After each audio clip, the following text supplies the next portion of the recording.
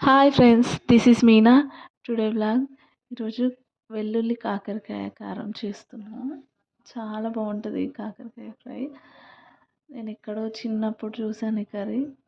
ఇంకా అది చూసిన దాంట్లో కొంచెం నా స్టైల్ కూడా యాడ్ చేసి చేస్తున్నా. కర్రీ అయితే సూపర్గా ఉంటుంది, చేదుగా ఉండదు. చిన్న పిల్లలు కూడా తినేస్తారు, మా పిల్లలు కూడా తినేస్తారు. లోపల స్టఫ్ చేస్తాం కాబట్టి ఆ స్టఫ్ కోసం ఇంకా వాళ్ళైతే రైస్లో ఉత్తిగానే తినేస్తూ ఉంటాం. చాలా బాగుంటుంది. అయితే ఈ కర్రీ కోసం ఫస్ట్ పెరుగు చల్ చిలికి చల్లలాగా చేసి రెడీ చేసి పెట్టుకోవాలి. కాకరకాయలు పెద్ద పెద్ద ముక్కల్లాగా ఇట్లా నేను చూపిస్తున్నాను కదా, ఇక్కడ 2 ఇంచెస్ అంత సైజులో కట్ చేసుకోవాలి.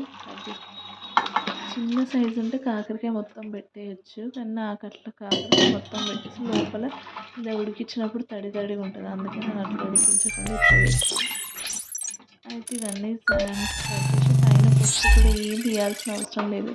ఫ్రెష్గా ఒకసారి కడుక్కొని తర్వాత నేనైతే చిన్నగా తీసుకున్నాను, అందుకే ఒక్కొక్క దాంట్లో 2 పీసెస్ లాగా చేశాను.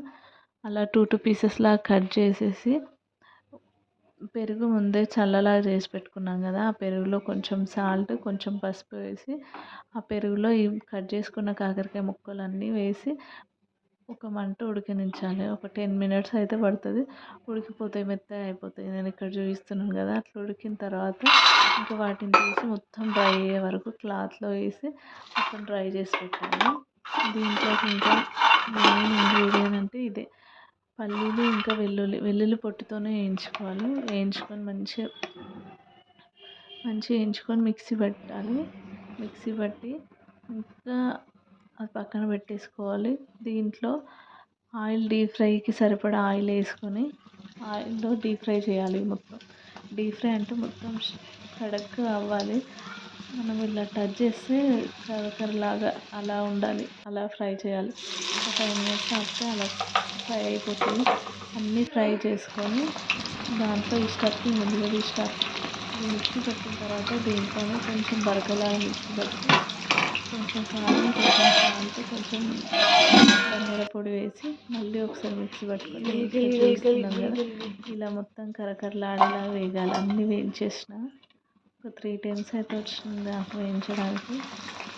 3 టైమ్స్ వేయించిన తర్వాత ఇవన్నిట్లో ఈ స్టఫింగ్ అంతా తీసుకున్నాం కదా ముందే, వెల్లుల్లి, కారం, ఇంకా పల్లీలు, ఇవన్నీ వీటి మధ్యలో మంచి స్టఫ్ లాగా పెట్టేసుకోవాలి. పొడిలాగా వాటర్ వేయకుండా డ్రై పౌడర్ చేసుకోవాలి. డ్రై పౌడర్ మొత్తం వాటి మధ్యలో వేసాను.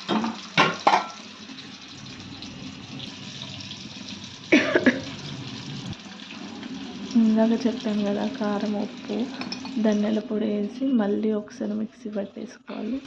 మిక్సీ పట్టిన తర్వాత ఇక్కడ చూపిస్తున్నట్టు అట్లా స్టిఫ్గా కడగ్గా ఉంటేనే టేస్ట్ బాగుంటుంది దీంట్లో కాకరకాయ ముక్కలు. ఈ స్టఫింగ్ మొత్తం ఇంకా దాని మధ్యలో హోల్ ఉంటుంది కదా కాకరకాయకి, అయితే ఆ హోల్లో స్టఫ్ చేస్తున్నాను నేను. అన్నీ స్టఫ్ చేసేసిన తర్వాత ఒక్కొక్కటి తీసుకొని స్టఫ్ చేసేస్తున్నాను. ఇంకా మా పిల్లలు అయితే ఇంట్లో అయితే తినేస్తారు, స్కూల్లో అయితే ఇంకా రైస్లోకి అంత బాగుండదు, నాకు పొడి పొడిగా ఉంటుంది అని అంటారని వాళ్ళ కోసం ఏం చేయాలని ట్రై చూస్తున్నాను. ఇంకా చిన్నోడైతే ఎగ్ రైస్ ఇష్టంగా తినేస్తాడు, ఇంకా ఆలోచించడం ఎందుకని ఎగ్ రైస్ అయితే ప్రిపేర్ చేసిన పిల్లల కోసం. ఎగ్ రైస్ చేసి వాళ్ళకి ఇంకా డైలీ స్నాక్స్ అంటే ఏం స్నాక్స్, వాళ్ళు స్కూల్లో ఇంకా వేరే వేఫర్స్ అయితే అలౌ చేయరు, అందుకే వాళ్ళ కోసం కీరా దోశ ఇంకా బీట్రూట్ పీల్ ఆఫ్ చేసి చిన్న చిన్న ముక్కల్లాగా కట్ చేసుకొని బాక్స్లో పెట్టేశాను వాళ్ళకి. ఒక సైడ్ ఈ కర్రీ, ఒక సైడ్ అయితే రైస్ అయిపోయింది. కర్రీ ఒక సైడ్ చేస్తూ ఒక సైడ్ ఇంకా వాళ్ళ కోసం ఎగ్ రైస్ అయితే చేశాను.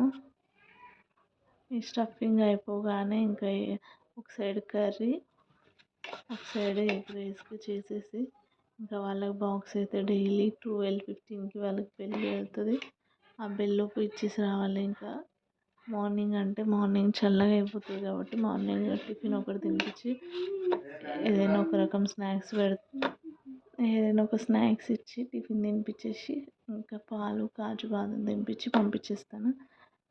ఇంకా ఈ ఆఫ్టర్నూన్ బాక్స్తో పాటు మళ్ళీ ఏదో ఒక స్నాక్స్ అయితే ఇవ్వాలి కంపల్సరీ. 3కి తింటారు వాళ్ళైతే. ఇద్దరు 5:15కి అట్లా వస్తారు. వాళ్ళు వచ్చేసరికి మళ్ళీ స్నాక్స్ తింటారు. ఇంకా ఈవినింగ్ ఏదో ఒక స్నాక్స్ ప్రిపేర్ చేయాలి.